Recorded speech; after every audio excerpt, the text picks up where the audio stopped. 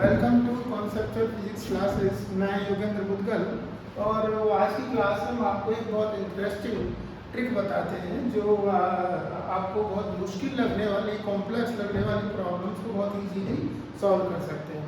और ये सब हम कुछ सिमेट्रिक केसेस के लिए ले रहे हैं। जैसे एक क्वेश्चन आ रहा है कि ये रिंग है रेडियस आर का और इसके सरकमफ्रेंस पर plus Q charge uniformly distributed है। और अब हम क्या एक्सपेक्ट करते हैं कि जब पूरा चार्ज इसके ऊपर रिंग पर यूनिफॉर्मली डिस्ट्रीब्यूटेड होगा तो हाफ चार्ज इधर आएगा, हाफ इधर आएगा। क्वेश्चन में आपको इस पोर्शन का फील्ड दिया है कि due to this portion field की वैल्यू ई है और रिमेनिंग फील्ड की वैल्यू, रिमेनिंग पोर्शन की वजह से आपको फील्ड डिटरमाइन करना है। तो आप एक बार देखें कि फॉर एग्जांपल मेरे पास ये रिंग है।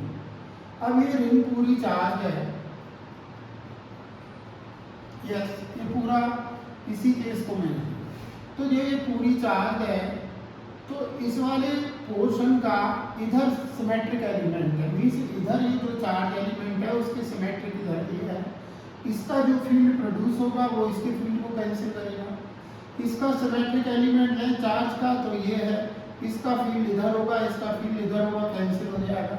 मतलब सिमेट्री ये कह रही है कि इस रिंग का एवरी जो एलिमेंट है उसका एक अपोजिट साइड में उतना ही सिमेट्रिक एलिमेंट है और उन दोनों का फील्ड क्या होगा, सेम मैग्नीट्यूड का होगा, अपोजिट डायरेक्शन में होगा। तो इस सेंटर ओ पर जो नेट फील्ड है at center O will be 0. Yes, it is due to entire ring. Yes, अब आप इसको यूज करते हुए उस क्वेश्चन को सॉल्व कर सकते हैं। कैसे? अभी इसका ये जो पोर्शन है, इस पोर्शन का आपको फील्ड दिया है E, ठीक है, और हमको पता है कि वो किधर आएगा, इधर होगा, इस पोर्शन का इधर होगा।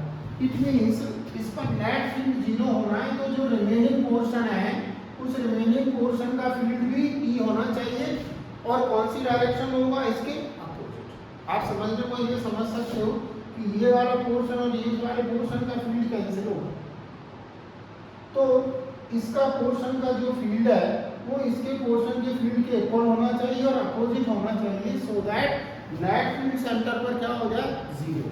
तो इसको आप यूज करेंगे, इट मीन्स ये रिंग हो गई से यहाँ पोर्शन लिए हमने डायमीटर ए, बी, सी और डी। इस पोर्शन का फील्ड इधर आ रहा है ई, तो जो रिमेनिंग पोर्शन आया इसका फील्ड इधर आएगा, सो दैट क्या हो जाएगा, 0। विच मीन्स आपका आंसर क्या होगा, ये जो रिमेनिंग पोर्शन है इसका फील्ड ई होगा और इसके अपोजिट होगा, इधर जाएगा। This is field because of A, D, C, D और मैग्नीट्यूड इसका जो उसके इक्वल होगा और अपोजिट होगा, so that it get analysis. और इसको आप ऐसे कई प्रॉब्लम्स में इसको यूज कर सकते हो। फॉर एग्जांपल क्वेश्चन ऐसे आ जाए, इस हाफ पोर्शन का फील्ड ई है, तो रिमेनिंग हाफ का कितना होगा, ई होगा और कौन सी डायरेक्शन होगा, अपोजिट डायरेक्शन। That's clear.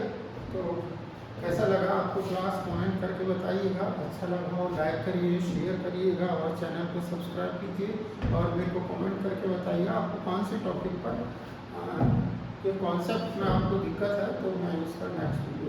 ठीक है, थैंक यू, मिलते हैं नेक्स्ट क्लास में।